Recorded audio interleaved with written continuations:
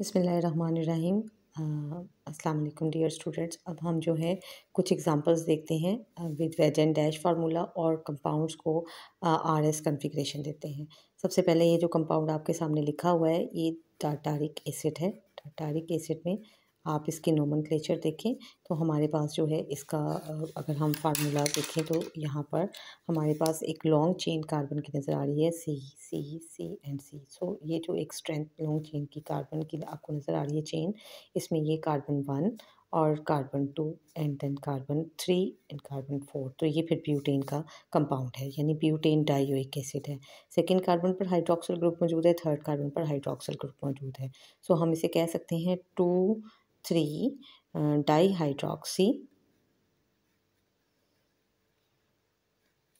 Butane dioic acid.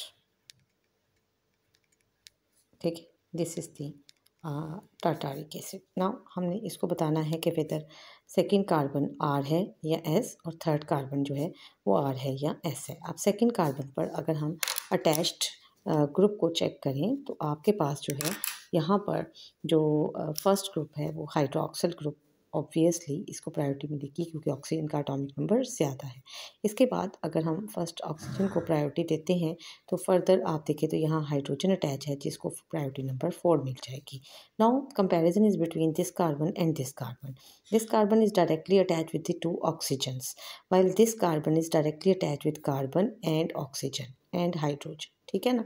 तो इसका मतलब है कि कार्बन, ये वाला जो कार्बन है इसकी प्रायोरिटी नंबर 2 हो जाएगी। ठीक है, और आपके पास जो है ये वाला जो ग्रुप है इधर वाला सारा ये थर्ड पोजीशन पे चला जाएगा।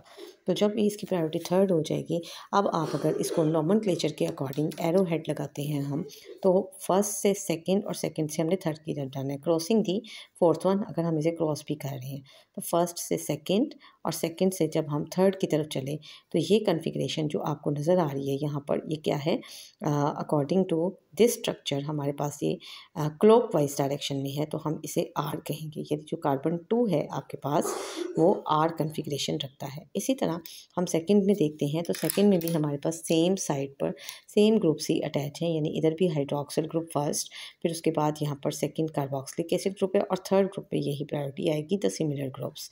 और अगर हम सेकंड साइड को भी, और ये हाइड्रोजन जो है इसकी लीस्ट प्रायोरिटी फोर्थ पोजीशन पे आ जाएगी। अगर हम इस कंपाउंड को इसके रोटेशन को चेक करें तो फर्स्ट से हमने सेकंड की तरफ जाना है और फिर थर्ड की तरफ। इसका मतलब है हम इस दफ़ा इस साइड से चलेंगे, फर्स्ट से सेकंड और सेकंड से फिर हम थर्ड की तरफ आए। तो जब हम फर्स्ट सेकंड थर्ड की तरफ आते हैं तो 3 कार्बन जो है वो हमें एस नज़र आ रहा है।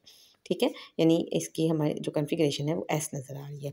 अब हमने सबसे लास्ट में क्या चेक करना है कि हमारी जो डैश साइड है यानी डैश लाइन है उसके ऊपर लीस्ट प्रायोरिटी मौजूद है कि नहीं। तो सेकंड कार्बन को अगर आप इंस्पेक्ट करें तो इसकी लीस्ट प्रायोरिटी लाइन वाली सब्स्टिट्यूएंट पर मौजूद है, जबकि डैश पर हाई प्रायोरिटी का ग्रुप अटैच है। सो डैश लाइन पे हाई प्रायोरिटी का ग्रुप जो है अगर अटैच है तो हमने सीखा था ट्रिक के वेज डैश फार्मूले में हमारे पास अगर आर आएगी कन्फिग्रेशन तो हम उसको चेंज कर देंगे एस में।